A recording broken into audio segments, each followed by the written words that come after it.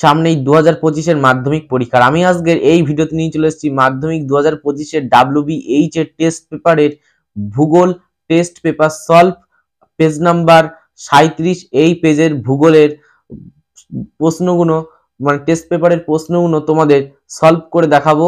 তো চলো ভিডিওটা শুরু করছি।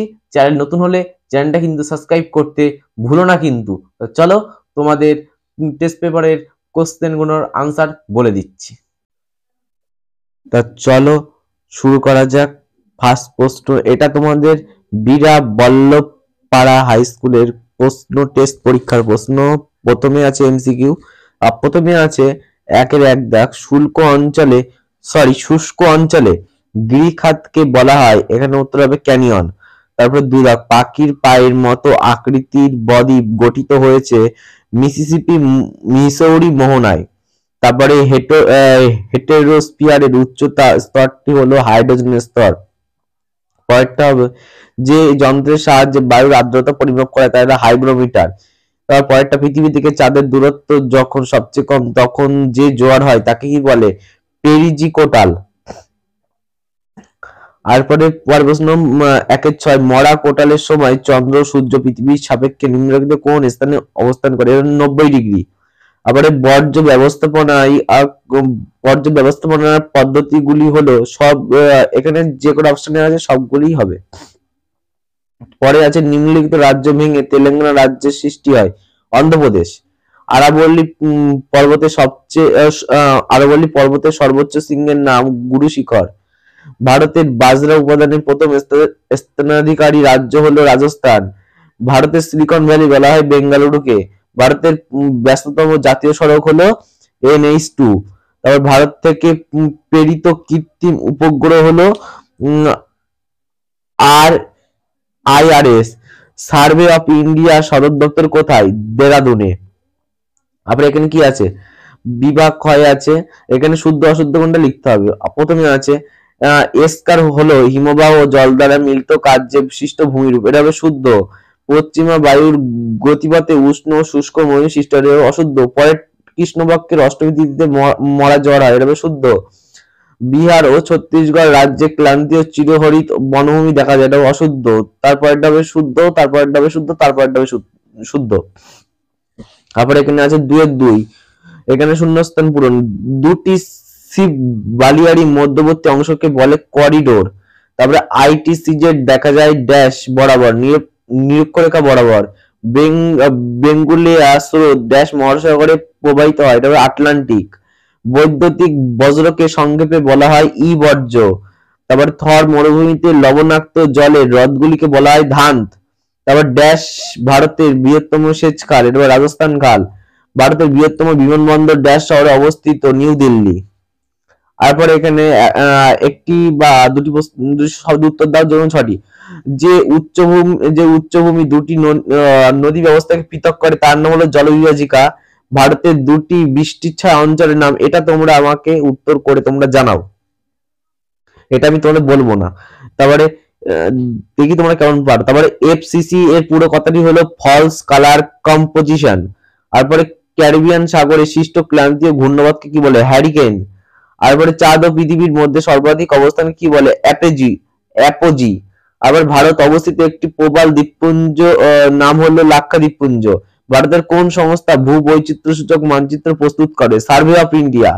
তবে জামনগর কি জন্য বিখ্যাত? বৃহত্তম বেসরকারি তৈল রসায়ন শিল্প কেন্দ্র।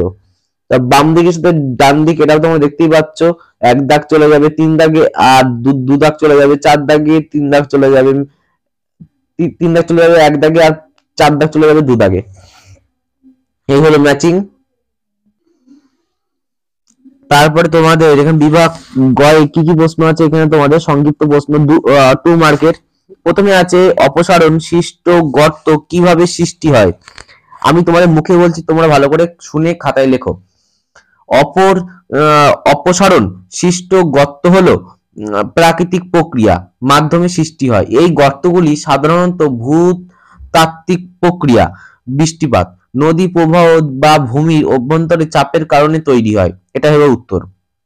তারপরে পর্যায়ন কি? অথবা দিয়ে আছে পর্যায়ন কি? পর্যায়ন হলো একটি প্রক্রিয়া যেখানে যেখানে তরল পদার্থ তার পৃষ্ঠ থেকে গ্যাস বা বাষ্পে পরিণত হয়।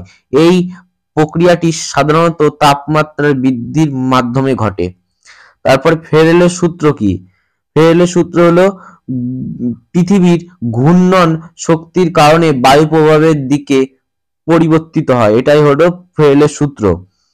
তারপরে অ্যালবেডো কি? অ্যালবেডো একটি পরিমাপ যা একটি পৃষ্ঠ বা বস্তু কতটা সূর্যালোকে প্রতিফলিত হবে তা পরিমাপ করে।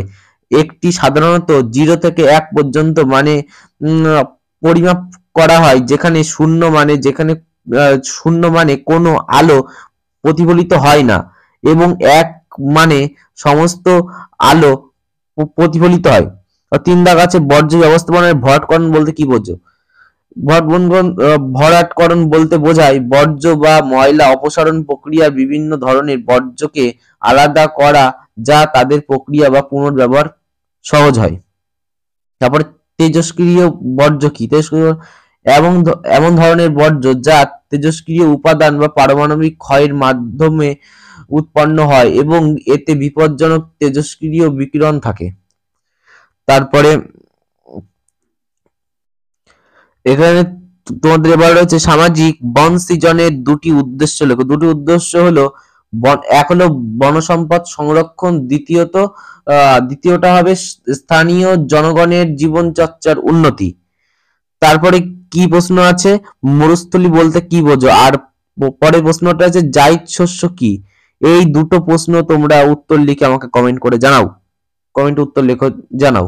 তারপরে সোনালী চতুর্ভুজ কি? সোনালী চতুর্ভুজ এটা হলো একটি আয়তক্ষেত্র যার দৈর্ঘ্য ও প্রস্থের মধ্যে বিশেষ গুণগত সম্পর্ক থাকে যা গোল্ডেন রেশিও নামে পরিচিত। এটা উত্তর। তারপরে সেন্সর কি? সেন্সর কি? সেন্সর হলো ডিভাইস, যন্ত্র যা পরিবেশনে বিভিন্ন পরিমাপ ও পরিমাণ করে সেগুলির তথ্যকে উপযুক্ত আউটপুট সকেট রূপান্তর করে। তারপরে তোমাদের কি প্রশ্ন? ভূবৈচিত্র্য সূচক মানচিত্র কি? এটি হলো মানচিত্র হলো এটি হলো জ্যোতির বৈজ্ঞানিক মানচিত্র যা বৈচিত্র্যের অবস্থান বা পরিবর্তনকে চিত্রিত করে। এই যে তোমাদের 3 নাম্বার এবং 5 নাম্বার ও 5 নাম্বার এবং ম্যাপ পয়েন্টিং এর সবগুলো উত্তর পেতে তোমাদের হোয়াটসঅ্যাপ গ্রুপে জয়েন হতে হবে এবং সেখানে কমেন্ট করলে তোমাদের বড় প্রশ্নের উত্তরগুলো দিয়ে দেওয়া হবে।